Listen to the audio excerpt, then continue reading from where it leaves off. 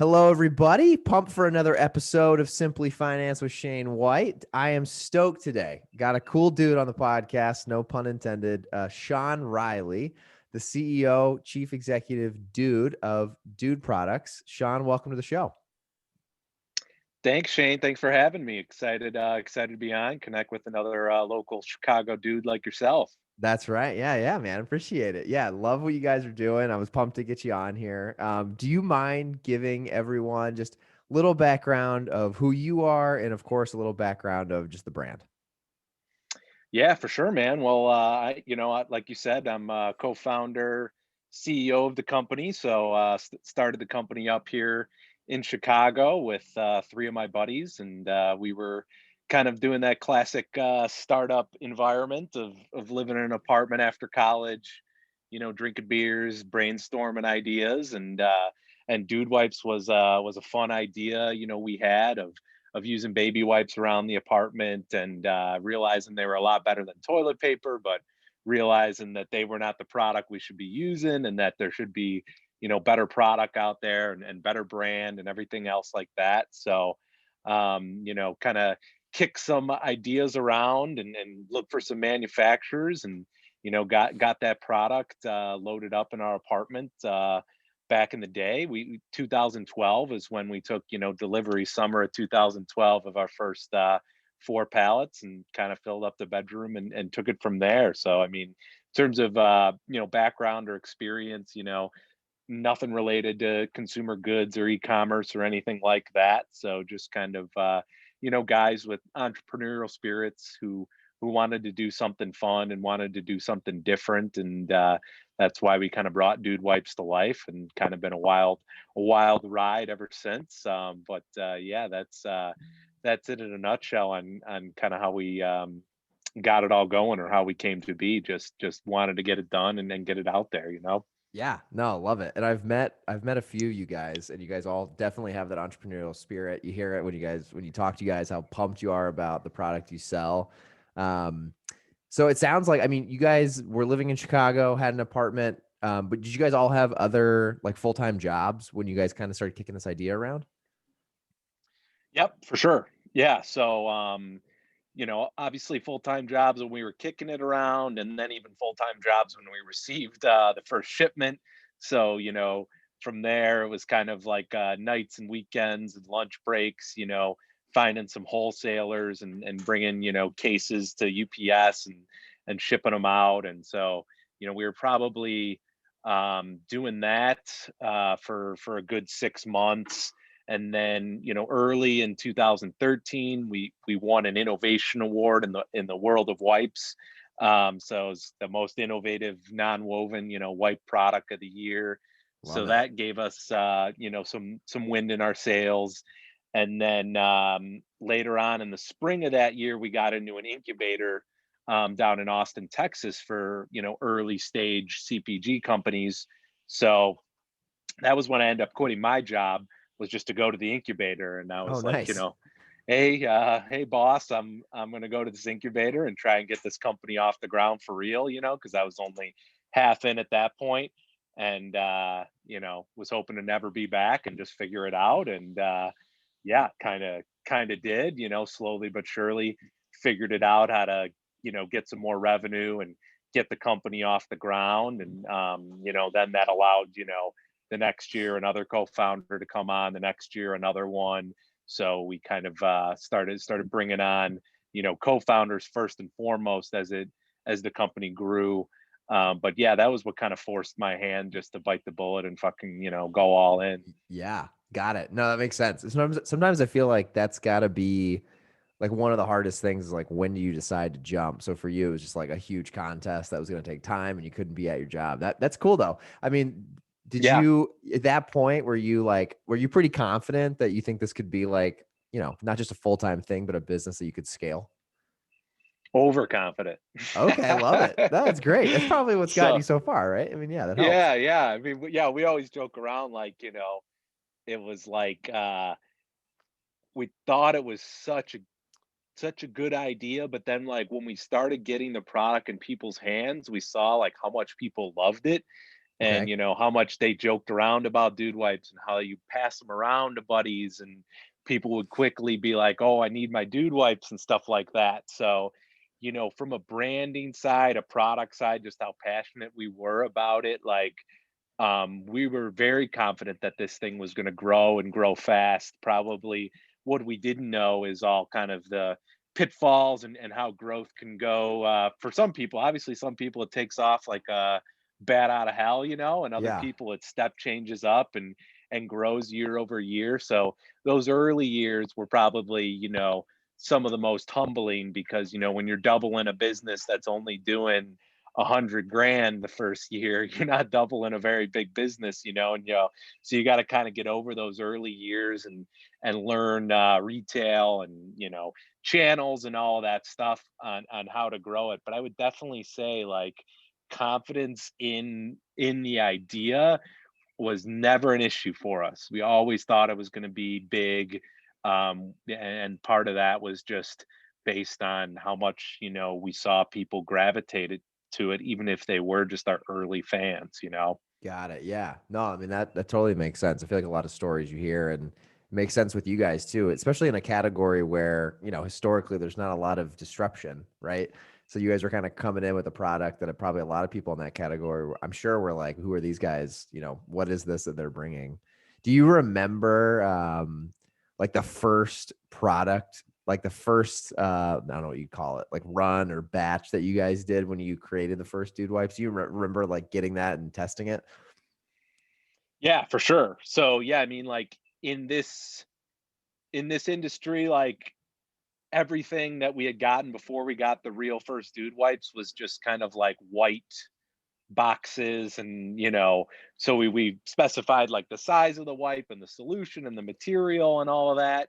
But we didn't have any money to pay for nice mock-ups and stuff like that. So like our first order that came in, and you slice open the case pack and actually see the first real dude wipes. I mean, that was it. So it was like we figured out, and we worked with our manufacturer, what is the minimum amount of these we can order. So that's the money that we scraped together, which was about 30 Ah, grand.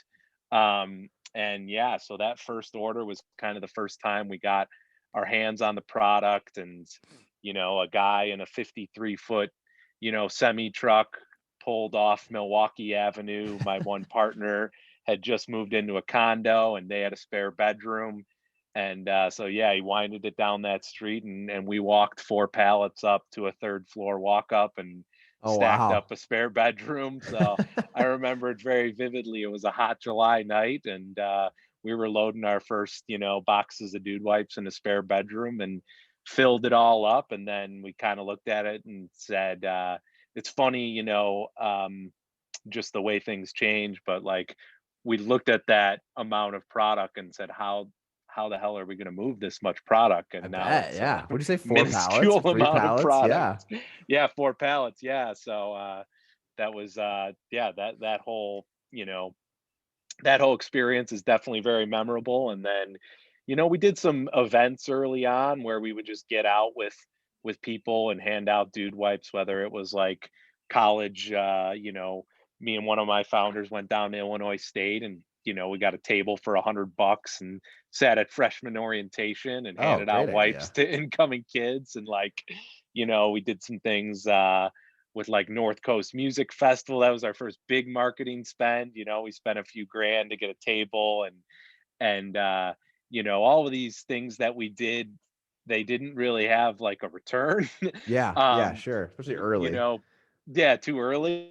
But what they did do was just that personal experiences with people kind of validate that people were like excited and stoked about it, and that it was, new and different, and getting like emotional responses from people and stuff like that. Yeah, I mean, totally makes sense, especially early on, like just getting it into hands had to be so important. And I think for people who maybe don't know anything about the brand, what was like was a lot of the and you kind of hit on it, but was a lot of the passion behind starting this around like there were baby wipes and it just didn't it seems strange that like those worked better, but there wasn't a product, or were there also like components to the product you guys wanted to change, or like what was kind of the thought process there, like from the 0 to 1 of just like Okay, I have a baby wipe and I have toilet paper. There should be something in the middle. Yeah, for sure. So like the brand in itself was meant to be something different than was on the market, like fun, blunt, humorous, like would say things that, even outside of toilet paper, like brands weren't saying, right? Like, Yeah. so, the idea of the brand was always to be like, kind of the genesis of the story. Like, this is how, you and your buddies sit and talk around like closed doors. Like, we don't feel like there's a brand that just talks to people and really gets to the point. So, Dude Wipes is that brand, and then from talking about the bathroom and shitting situations and Yeah. Oh funny yeah. situations, Sure. that was something that no toilet paper brand had ever done before. And it's like, well, wait a minute, like you're wiping your ass with this product, and no one in the industry has ever been able to say that. You know what I mean? Yeah, right. Got to Even that beat just that around it simple with thing. a cartoon Charmin bear, you know what I mean? Like it's Sure. Oh just yeah. it's so stale, and we just thought that that was so like ready to be different and more authentic and stuff like that. So that was really like, you know, how do we just build something authentic and fun, fun, fun, fun. That's like what we try and do to connect with people. And out the gate the thing was probably too crude, and you know what I mean, too. So as we grew, we evolved the style, and you get feedback, and you evolve the packaging and everything like that. But kind of from the get-go, being a brand that actually has has the ability to speak the truth, about Yeah. what it's being used for. That's to our day, to this day, still our competitive advantage. We're still in a toilet paper space where everyone has to beat around the bush on what they're talking about. So, Yeah. yeah, that from a branding side. And then from like a product side, we thought that the flushable wipe space was kind of underpenetrated, which is an area, it's different than baby wipes. It's different than toilet paper. It's a flushable wipe. And we thought that that needed bigger product. We thought we could make eco improvements to the product. We thought we could make packaging improvements, like, being the first people to ever make an individually wrapped one that could fit someone's on the go lifestyle. That was our first and only product for almost 2 years, Oh wow. Yeah. and it was just serving a super niche occasion of, and that was our pain point, right? We were 9 to 5 guys in the office, and drink your coffee in the morning and you take your shit at 10 a.m. and Yeah. you're using the toilet paper at the office. Like, and even if you had a pack of these wipes, you didn't want to be walking around with it, and so guys, at the bar, and young guys, it was very like very targeted to what we were going through at that point in our lives, that there needed to be something that could go in your wallet or go in your pocket and take care of you in all of these situations. And that product ended up being great for sampling and awareness and word of mouth, because we sold them in boxes of 30, and guys would get one, give one to their friend, um, all that kind of stuff. And then we evolved into bigger packs for at home that could truly replace the toilet paper, and sit on top of the toilet and stuff like that. So, that's a very simple thing that took us years to actually execute, like serve Sure. the customer Yeah. on the go and at home. It's pretty crazy. I mean, you think about the big brands that play in your space. Do you have any idea why none of those guys, and I might know the answer because maybe it's straightforward, but like why none of those big players have like ever tried to do some of the stuff you guys are doing? I'm assuming it's probably because they've built such a massive business that they just felt like they were like impenetrable to some degree, right? You guys have really come in at a totally different angle and added, like you said, different use occasions, different product types, and totally different branding and a way of going about it. Yeah, yeah, for sure. Yeah, I mean, from those companies are just so big. It's not easy to build a brand and execute a new brand, Right. and they are, doing their thing with their customer in the toilet paper aisle. I would say the other thing is, the big CPG toilet paper companies also sell toilet paper. So if they try and sell this better solution more, it kind of competes with the toilet paper business a little bit. So there's kind of some Got it. bureaucracies of where we don't have to worry about toilet paper, right? We don't sell it. We're not in Yeah. that market. We can purely be this guy selling, these better for you, dude wipes in the toilet paper aisle without worrying about the bureaucracy of also selling toilet paper. So I think, part of it is that they're really focused on toilet paper. Got it. and, Yeah, which that makes you know, sense. yeah. Yeah. Now, I would have to imagine early on, when you guys had maybe when you got orders, it changed a little bit. But do you remember also like the next question next to like your first product is like the question, the conversation you had with like either close friends or family, and you're like, "Hey, I'm gonna quit my day job and go build this flushable wipes company." Do you remember like where you kind of like decided you're doing it and what like the feedback was from the people closest to you? I'd be so curious because this space again, is this such a it's a space that no one has that I'm aware of has really like tried to attack from a different angle like you guys have. Yeah, for sure. I mean, I think when you put something out and you actually like create something out of nothing, and people start seeing that, I think that takes a lot of doubt out of like the average person's mind, call it, Sure. I think people are more they're more in tune to question what you're doing when they can't like see and feel it. But once people see you out there hustling and selling a product and you're like, yeah, I'm just going to go do more of this and do it all the time. I mean, of course, more conservative people would be concerned about what are you going to do, how are you going to make money, or what's your health insurance going to be, like stuff like that. But like, I guess the way that I would always put it to people is like, you can always go back and do exactly what you were doing.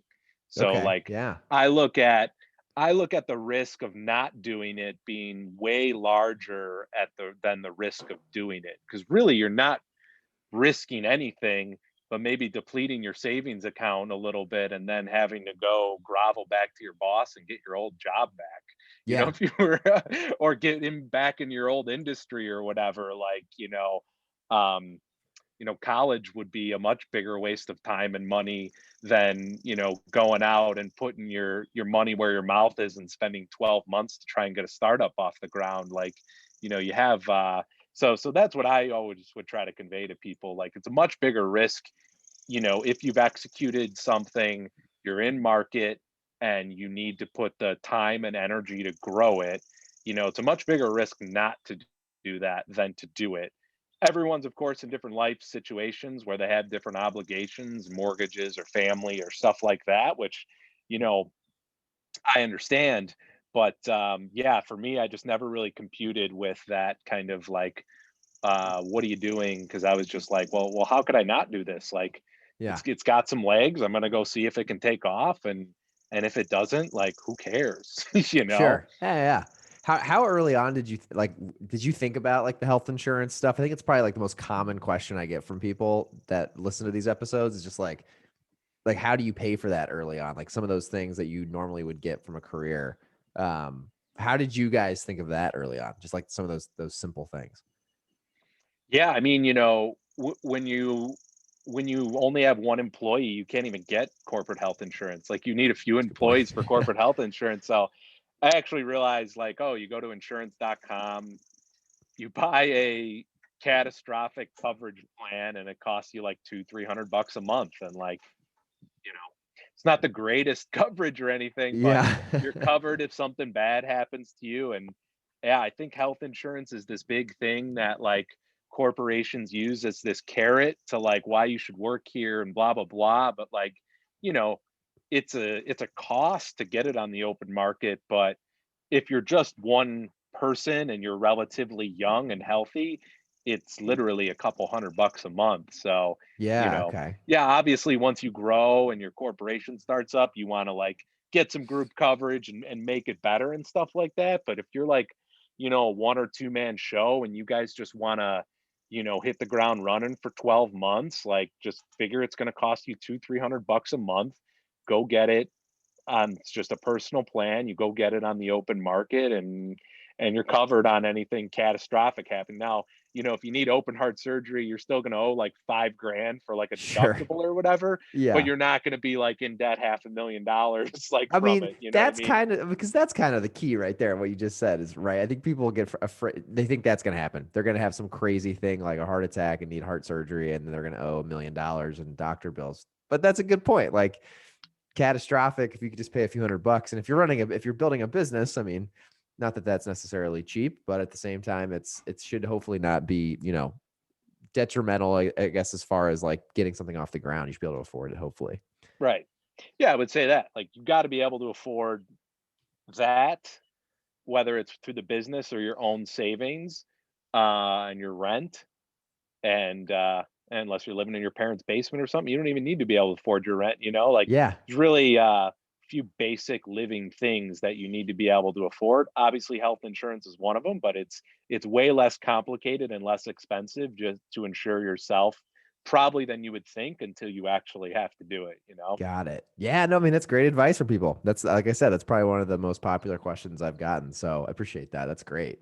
Yeah. Um, so when you guys started scaling, what was obviously based out of Chicago, was launching a website like the first point of distribution you guys had, or were you guys getting into stores early on? What was like the beginning of like getting the dude products out into market? Yeah, so, we threw up like I made like a Squarespace website that had like some e-commerce features to it, like right when we launched. And a couple people were buying it on the website, and but this was in 2012, so like, you know, D2C and Shopify, like those things were Brand not what new. they are today. Um, and it very quickly became apparent like this was not going to be worth anyone's time or money to fill these little boxes. And, you know, we weren't Facebook marketers, and like we just weren't set up to execute that strategy. So we ended up, hooking up with someone who sold on Amazon, Okay. started wholesaling to them. So now we're just shipping out cases and then pallets, and then they're executing. Oh, like the people actually had like their own seller account and they were selling for Yep. you guys. Oh, got it. Yep. Okay, nice. So that's how we got up on Amazon right away. We didn't even have to figure it out for ourselves. We just Yeah. had a friend who was already in a business who did that. And we said, hey, we got this product. Can you get it up there for us? Here's your wholesale costing. And he did, and they started getting some momentum on there. So yeah, then early on, for then the next couple years, our website was just a landing page that like said go buy on Amazon, Oh, like with a okay. Yeah. button. Yeah. So we kind of got out of the D2C game for the first couple years. Um, and then as Amazon started taking off, like we got on there ourselves and then managed the business, ourselves, and started to scale that. And then we got up a Shopify website. And by that point, we're in a 3PL. It's a few years into the business. So fulfilling a D2C order is not a big deal because it's just kind of happening through the 3PL. And then we're really focused on growing the wholesale, Amazon business, um, early on. So yeah, that was Got it. kind of is a little bit before the kind of D2C craze, and where you needed like a lot more expertise, um, you know, than you do today to Right. get that kind of off the ground. That's wild. Yeah, you guys were kind of there for the boom of e-commerce then. Yeah, for sure. That's And wild. we were there for the Amazon boom, and we were there when toilet paper didn't care about Amazon. Aha. So we ended up investing in there and doubling down on there and just saying, hey, we want to be like one of the best brands at this retailer. And then that's what ended up creating our first, $1 million customer. And then that's what ended up, helping us then go to retail and sell an actual case study. Before we had a case study to sell retail, we never we go to these meetings if we got a meeting. Sure. Oh And yeah. it's like, well, nobody wanted to take a risk on it. Where's the proof point? How's this going to work?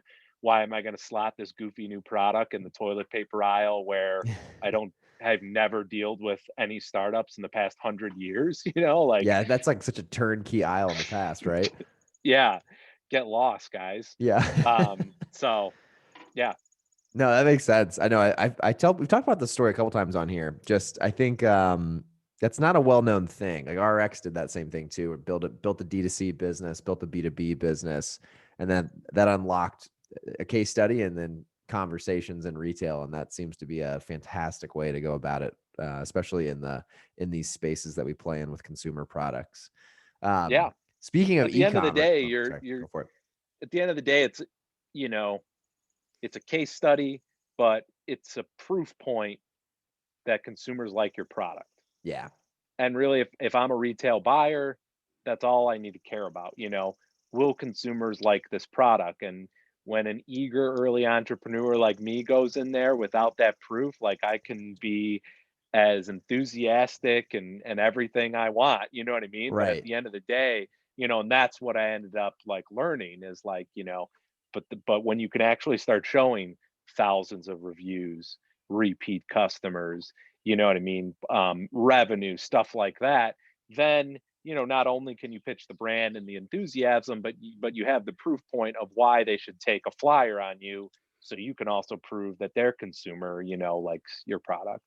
Yeah, right. And I would think after 2020, some of that's really flip-flopped in regards to if you're doing well on Amazon or just e-commerce in general. I mean, I think that opens a lot of doors just right away for retail. Like retail is trying to, it seems like a lot of retailers today are trying to get on the brands that are exploding online and getting them in stores too. So it probably today, if you guys had to do it all over again and you were, huge on Amazon and not in retail, even today, it's probably even a not necessarily an easy sell, but maybe an easier meeting setup than it would have been even 10 years ago.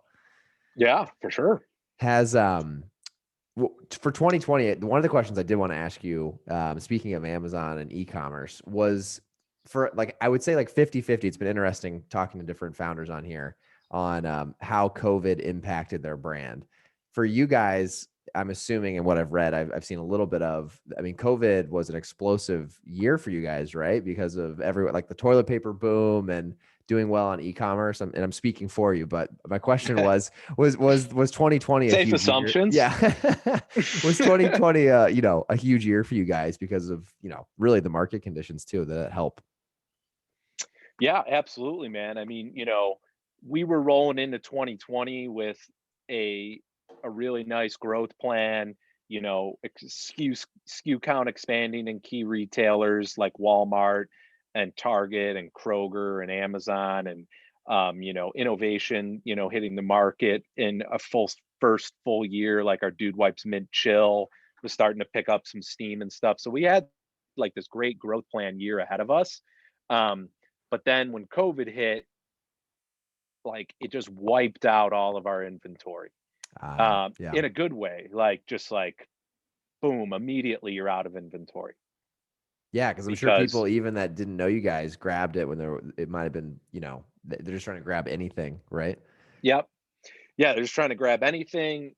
You know, Toilet paper was out of stock, so people were looking for new solutions. Yeah. So a lot of people who hadn't even realized like they might like a dude wipe, now tried one because they didn't have a toilet paper option. So, that initial shock kind of hits our system, but making things here in the USA, we're able to, keep our manufacturing never stopped.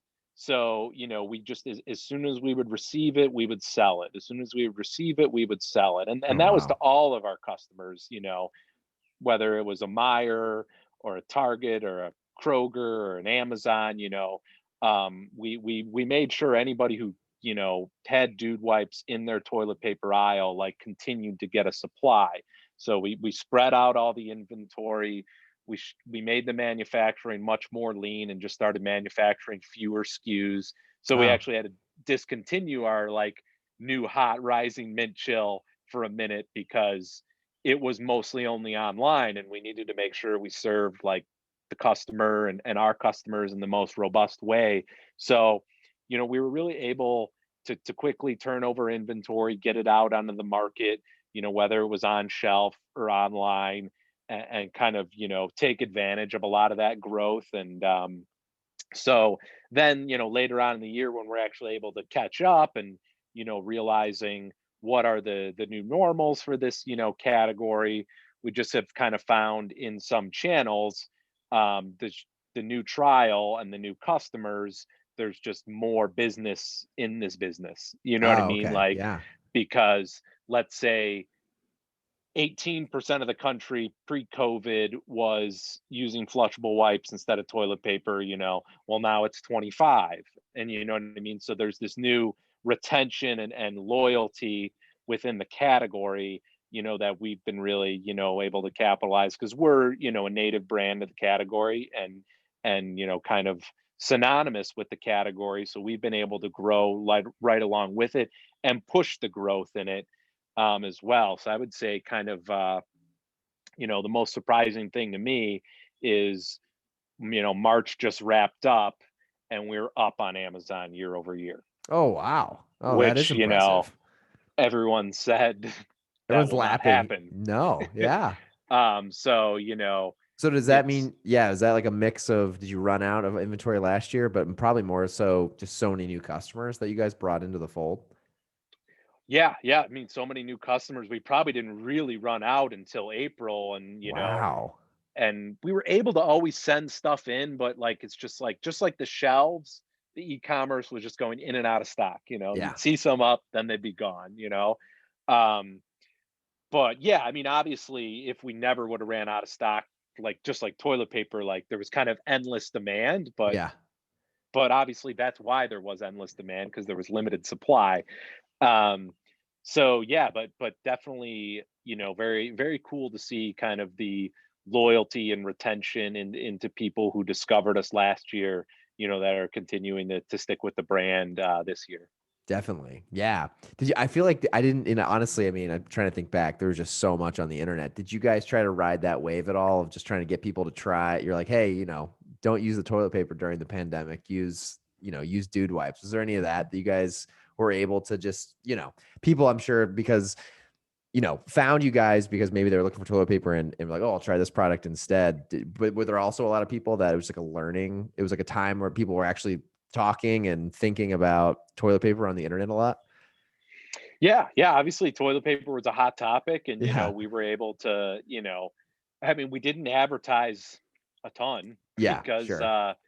we didn't need to, but we still put that message out there. We still kept our, a lot of our key like media commitments, that we had. So whether it was like a bar stool or Yeah. podcasts and stuff like that, and continued to get our message out there, yeah, that this was a better solution to toilet paper. And if and you don't need toilet paper if you can't find it, just get yourself some dude wipes and stock up on them and stuff like that. So Right. and that's a message we, continue to run, to this day. So yeah, that's definitely how we kind of message it out there, and something we believe, is a better solution.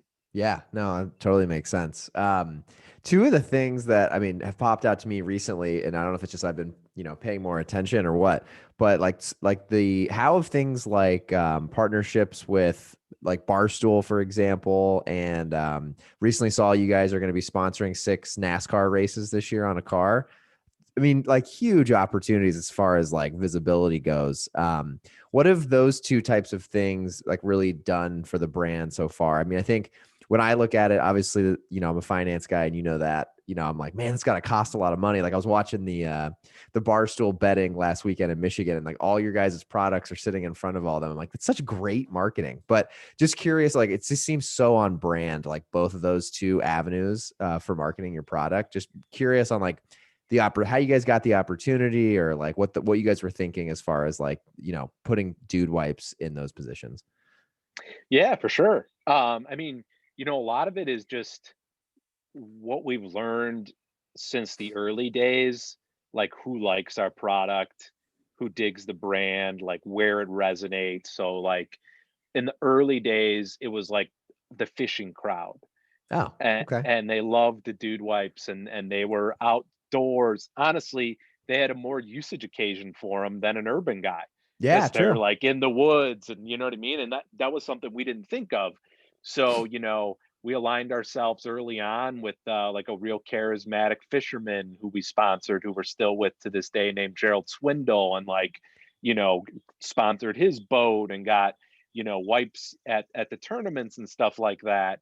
And then, Barstool, we did something with them in like 2014 where, Oh Big wow. Cat wrote a blog about us when like they still were in Chicago, and we PayPal'd him Oh and he wrote a wow. blog, so like that's that.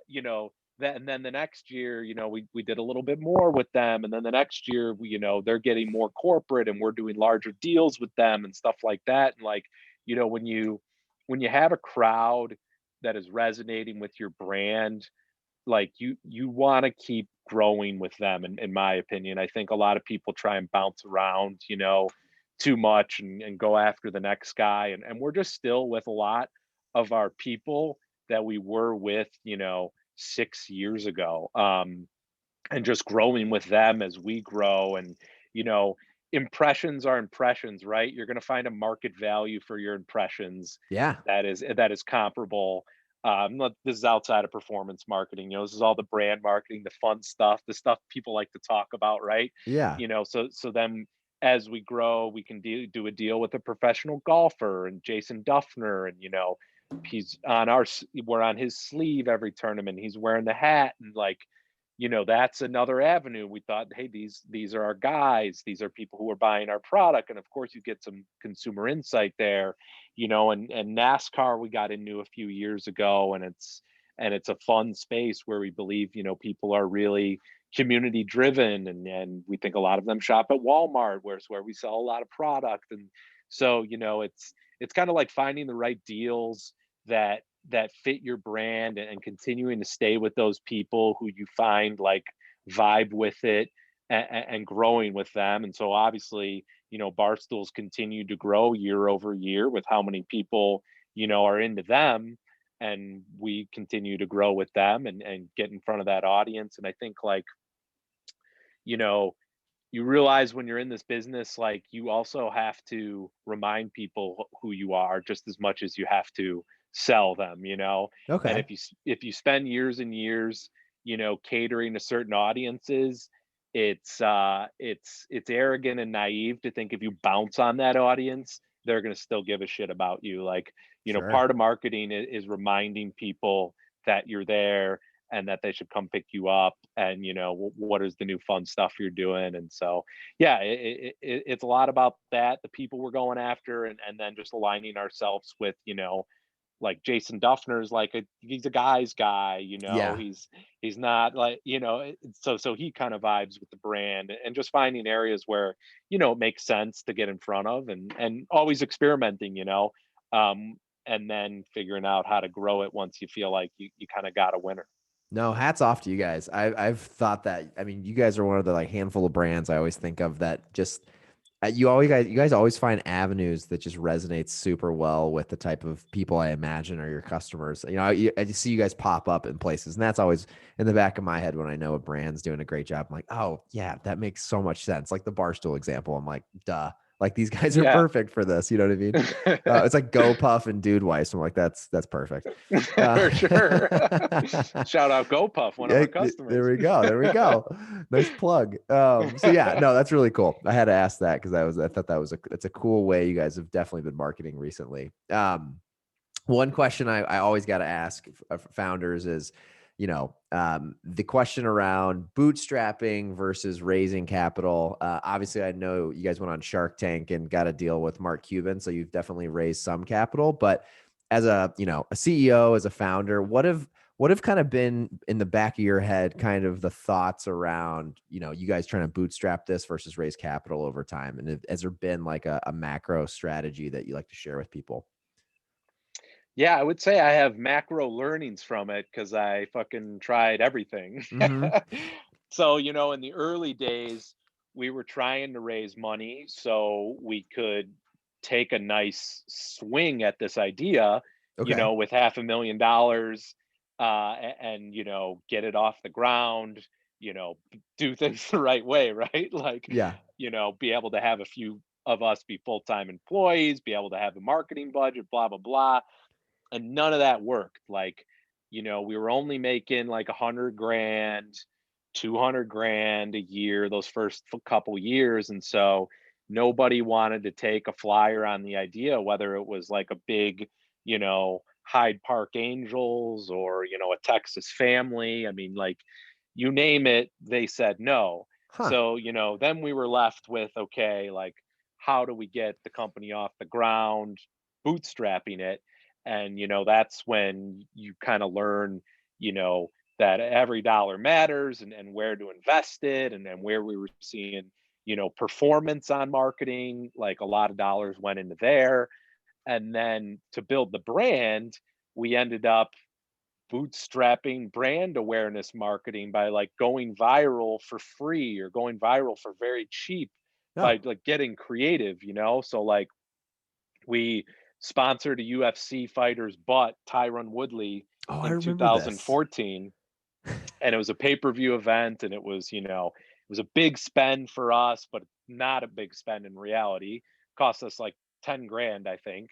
um Wow. Okay. and so we're sponsoring this athlete for his big fight, and then he gets, in the ring, and Twitter goes wild. Dude Wipes is on this guy's butt. Like, how Yeah. funny is that? Perfect, right? We're the number 3 trend worldwide on Twitter that night. Oh, wow. Yeah, which is crazy. That hasn't happened to us since. Yeah, I You know what mean, I mean? did Like, that correlate to sales that night too?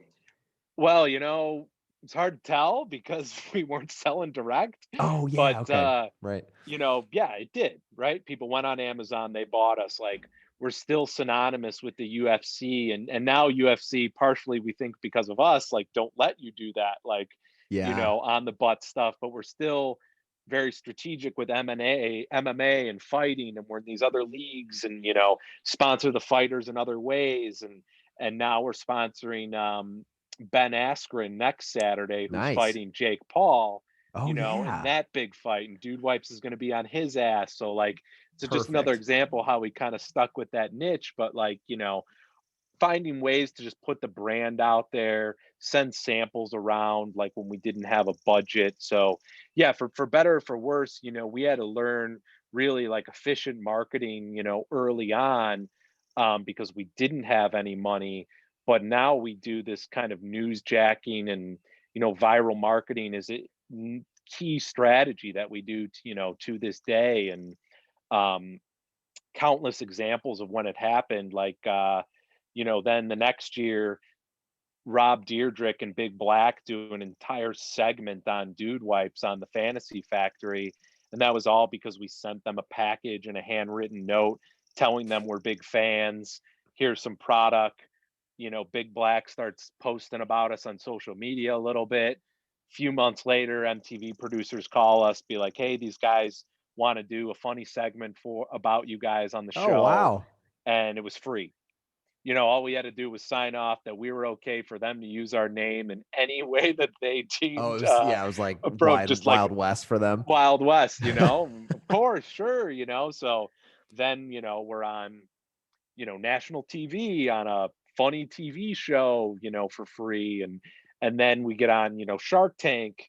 And that's a massive moment, for your brand, Super Bowl Yeah. commercial kind of style thing, where you're, forever embedded in the American lexicon, once you're on that show, Yeah. especially when you have like a fun, successful kind of classic episode, like we had. I was gonna say, you guys, not to cut you off, I've watched a ton of those episodes. You guys are probably one of the best when it came to like buttoning up and running the numbers that I've ever seen. I felt like you guys just knew your shit.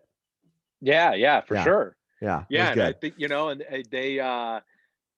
they even edited out some things where we were pushing harder, on the valuation and stuff like that. Yeah. But yeah, we tried to go in there knowing what we were doing. We were not a big company yet. Like, we stood in front of the sharks, and we were only 300 grand year to date.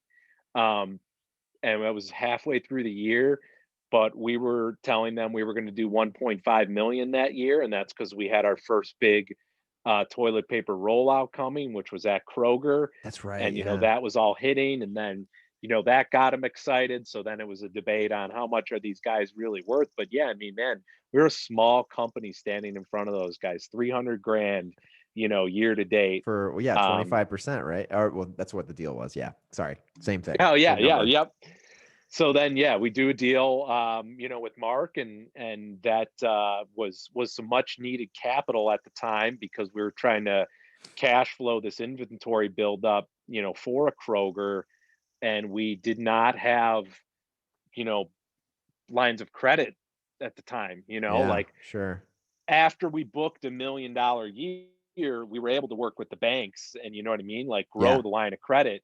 But until then, we were just barely getting by. We were using that company called Cabbage with a K, like doing, term loans and stuff like Oh that to yeah, buy yeah. inventory and just scraping by.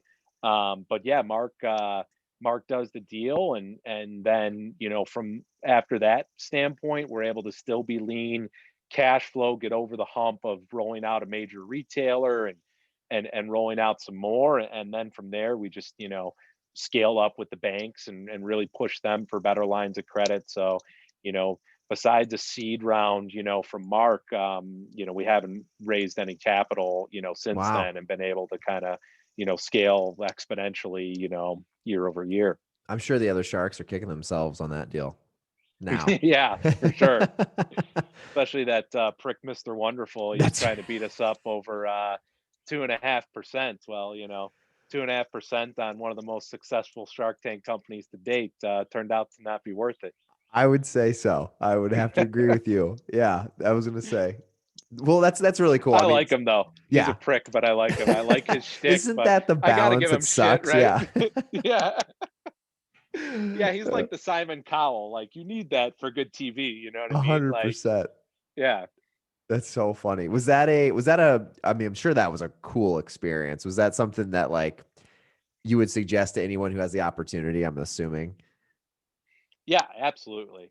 It's definitely always kind of a goal of mine, to do it. So kept on pushing on those producers until, we got through and got our moment. But yeah, you definitely want to give yourself an opportunity to do it if you can. Obviously, the shows, maybe not as popular as it used to be, but still, a massive opportunity, for you as a brand to get in front of that many people and showcase your product and be able to solicit investment, from the Sharks is, I think a lot of people worry about should they do it or should they not. It's like, they get 50,000 applications a year and like, get like 80 companies. Like it's like insanely hard to do to get past that point. So it's just like, just get there. Right. If Yeah. you actually, and then worry about it, later, how you want to position yourself. But like, if you can actually get on the show and get past all of that, like,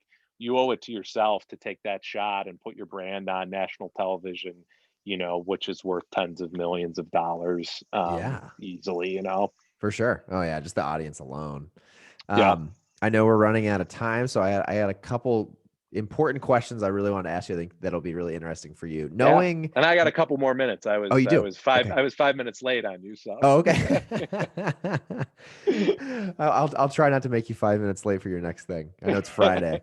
Um, Yeah, the a beer, the that's my next I thing, was gonna so, say we're here. hey, It's almost this is a it's Joe happy hour. Rogan sort of show. Maybe I'll just go grab one. Hey man, I was gonna say I need to grab some stuff. We'll get this. We'll just keep this rolling, right? I No, can I have love my it. Elon moment. Hey, there we go. I need one of those. I need an Elon moment on my podcast. It'd be perfect. That'd be perfect. On brand. Love it. So for you, I mean, I guess that's one thing I didn't know. Knowing that, you guys were able to take just one round of investment, obviously from an awesome investor. That's a pretty cool person to have in the investor pool.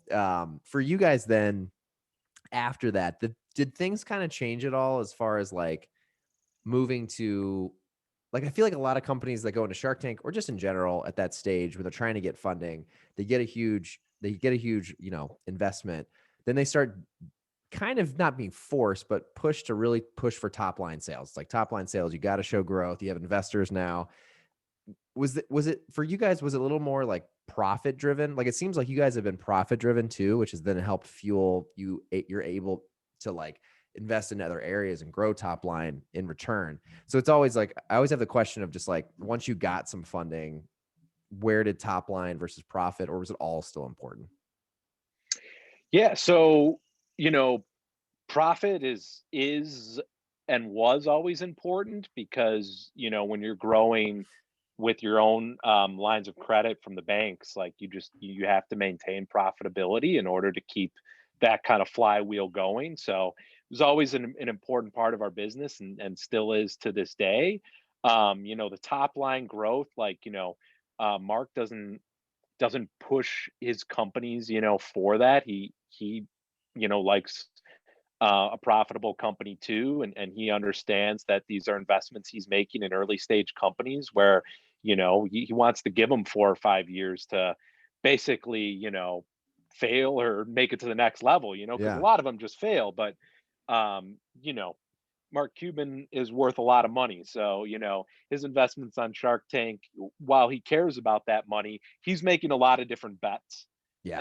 And so he wants the right things to play out, and he knows that at the end of the day, the right things that the customer likes and the right teams are going to grow things. So, that's not really his MO to push for that, top line growth. He wants to push for, the biggest thing he wants to push for is sell through. So like Ah, if you guys are getting into somewhere, just focus on that working and selling through in that customer before you move on to other customers. So that's the biggest it's thing, great advice. Cuban had beat into our heads was don't drown in opportunity. You're this eager early entrepreneur.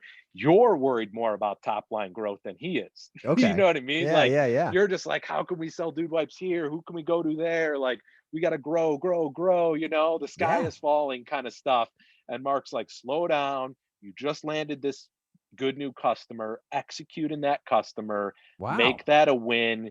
Grow more sell through because that's the end of the day, like that's how you build companies, that aren't built on sand. Like Yeah. anybody can raise a bunch of money and pump money into Facebook and show a bunch of top line growth and stuff, but like good companies, have foundation down to the bedrock, and that includes like customers with good retention that are profitable, that are loyal and growing the right way and stacking them, on top of each other, year after year. So, Mark understands that that is what a good company is, so he doesn't want to push you into that direction of just, grow, grow, grow, give me my return, you Yeah. asshole, Right, right, which right. you may, tons of investors out there like that, who maybe don't understand business and they just understand money and they're part of some fund and blah blah blah. But a guy like Mark gets it on like a deeper level like that.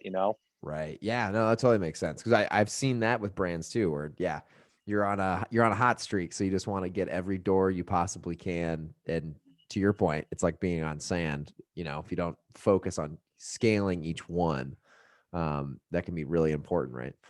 Right. Sell through, not sell in. Like if you get It's a harder to get it fucking off the shelf than on three the shelf billion sometimes, dollar right? PO from somebody, the big thing is that they reorder. Because I mean, Yeah. we've had a big customer where it didn't quite work out, and it's expensive. You know what I mean? Oh Like, yeah. so you got to figure out what works and what doesn't, and not be too bullish on that first PO. Go be high fiving and go out for dinner when you get that second big PO. You That's a know what good I way mean? to think Like, about it. Yeah. Yeah, for sure. Like I said, I think I've said it on another episode. It's harder to sell it or get it off the shelf than on sometimes, right? And that's the most for important part. sure. No, Yeah. that's a great point, Shane. Yeah.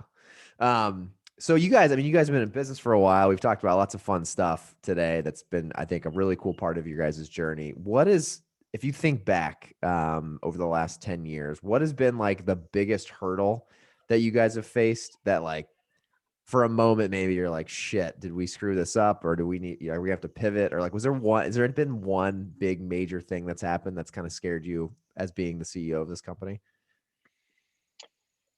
I think part of being an entrepreneur is like you got to have like that blind faith and that positive mental attitude. Yeah. So, not that you don't get scared every once in a while, but you got to have that attitude that you're always going to figure it out because that's how, you made it from out of the basement, doing Right. absolutely nothing to the next level. Like, you know, those are those are the scarier times, to me, like, just is is this going to work? When Mhm. you're so early on and figuring out if the customers like your product and if you can scale it.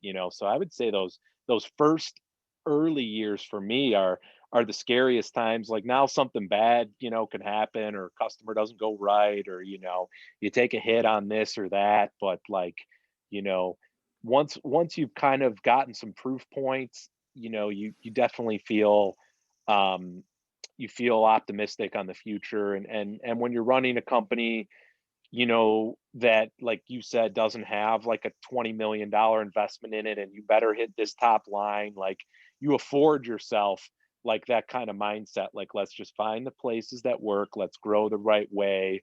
You're not trying to meet some external demand that doesn't make any sense, you know what I Right. mean? But Yeah.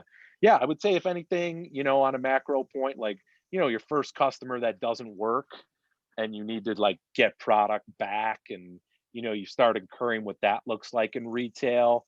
Like, that's definitely a moment that you got to figure out. But you know don't do that too early, because Mhm. then that will be a moment that could ruin you. Okay. So Yeah. um as people say, grow on e-commerce, give that nice proof point. Then when you start rolling into retail, make it 100 stores here, understand that this retailer works, and then go after more of them. Don't sign a deal with Walmart when you only got $500,000 in sales, because if it doesn't work out, that may put you out of business. So Right. um Good yeah, advice.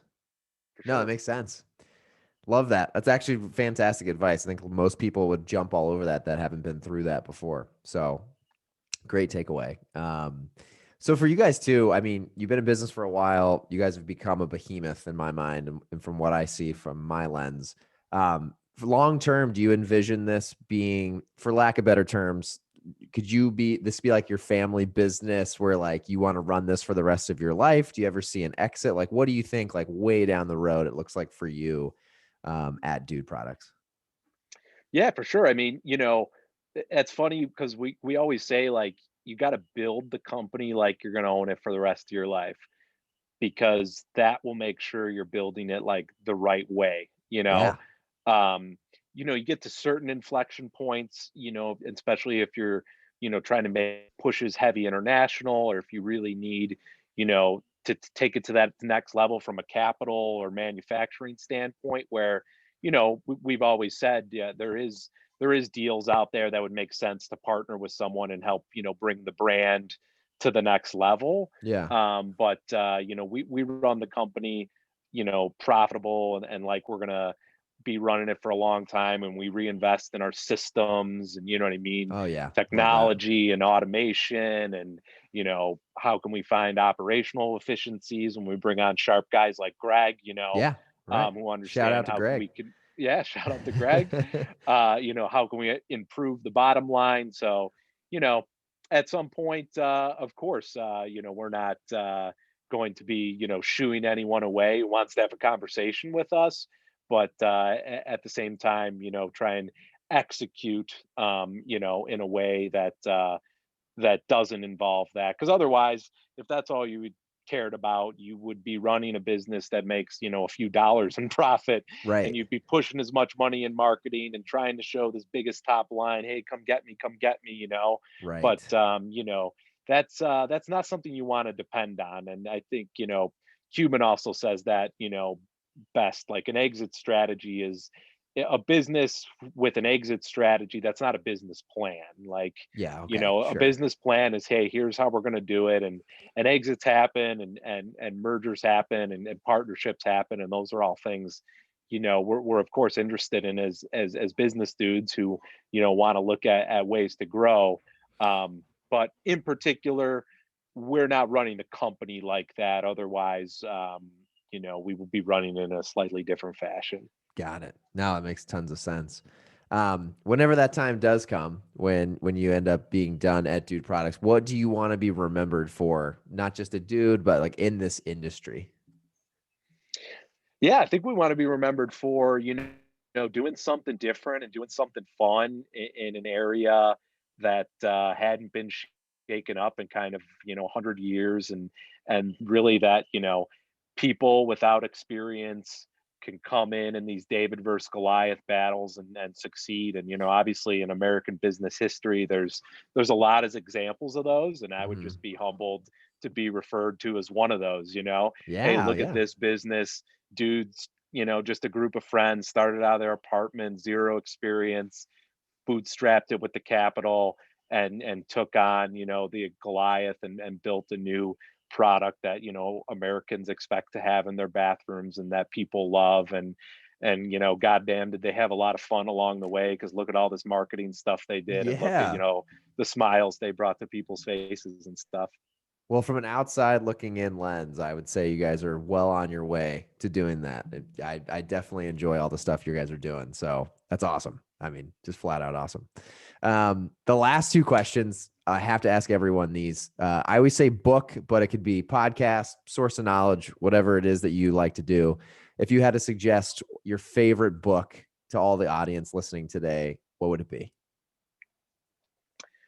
Wow, favorite book. I read a lot of books, and there's a lot of good business books, a lot of good like mindset books and stuff like that. Sure. Yeah. I think I really enjoyed The Magic of Thinking Big, um, and Psycho Cybernetics, and those are two kind of law of attraction, where focus goes, energy flows, sort of things, Okay. Yeah. that really teach you the basics of having a mindset that can create kind of exponential success. Obviously, you've got to learn your business and learn your P's and Q's, and a lot of people think The Secret and Oprah, and they look at it from the outside, oh, that's a bunch of bullshit or whatever.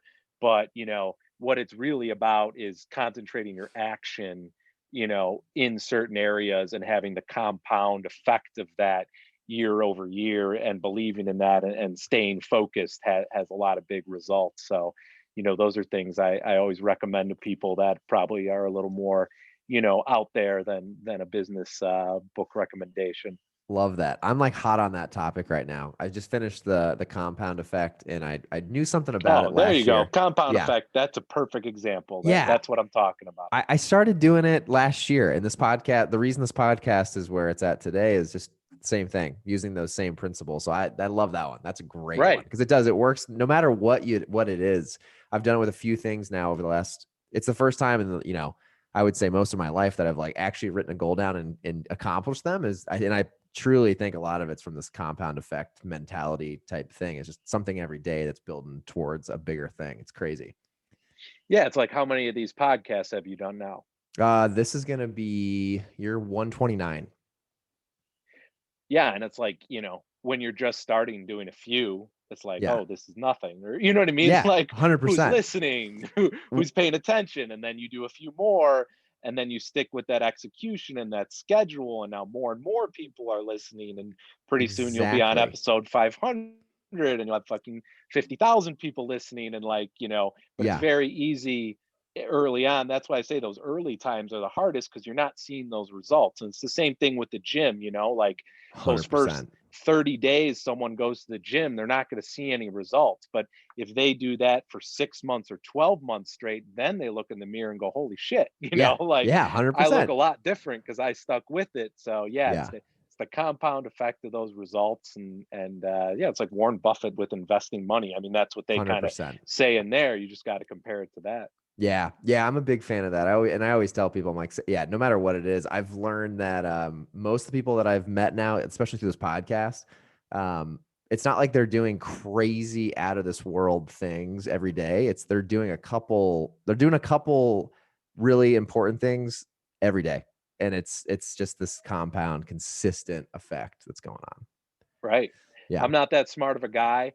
I was not a honor roll student, or didn't graduate from a prestigious college or anything, and just started focusing on the butt wipe business year over year, and became a goddamn expert at it. You know Yeah, what I mean? a And hundred like percent, man. grew it and stuck with it, and you know what I mean. So you start seeing the results, and you realize that just that, yeah, where that focus goes, Right. the results follow. Love it. No, I agree. Well, we have that in common, man. The other thing I wanted to ask is, being a CEO, there's got to be a million different things going on all the time. What tool or tools do you use to track your goals and then do daily tasks? Are you like a pen and paper kind of guy? Do you have some sort of apps you use? Like, how do you organize your life? Yeah, I do have like a planner, so like a passion planner. Um, so yeah, I do the pen and paper thing, and do try to do the weekly thing, on a Sunday, and look at what the week has and just kind of sketch out some goals. But yeah, like people call it like your hour of power, Yeah, and I'm not going to say that every week I'm able to get it done, but like when I'm able to get that done on a Sunday, spend an hour sketching out the week, definitely have like a lot better results, that week. So yeah, just use a good old fashioned pen and paper planner, to try and kind of execute that and then write some of that stuff down. love it. I do the same thing. I use something called a full focus planner, and it's funny. I always think when I go to the computer and do anything on like Excel or whatever, an app, it's just there's something about writing it down, planning it out, and getting it done. So I'm with Yeah, you on for that. sure, man. Awesome. Well, Sean, this has been awesome. I appreciate you taking the time. The last thing I always love to ask is just how can people follow along with your journey? How can people get involved with Dude Wipes? And most importantly, where can people buy them? Yeah, sure, man. Just follow Dude Wipes at Dude Wipes on Twitter and Instagram. That's definitely where we're most active. And then yeah, Dude Wipes are available in most toilet paper aisles in the country, whether it's Target, Kroger, Walmart, Jewel, Safeway, Albertsons. How many people can we plug Yeah, here? I was gonna say Am- you Amazon if you want it quick. Our boys at GoPuff. So yeah, we're trying to Awesome. be everywhere that toilet paper is available, so you can get them wherever you want. Awesome, man. Well, thank you so much. I appreciate it. This has been fun. And we'll talk to you soon, man. But I hope you have a great weekend. And thanks for coming on. Thanks for having me, Shane. Awesome. Thanks, Sean.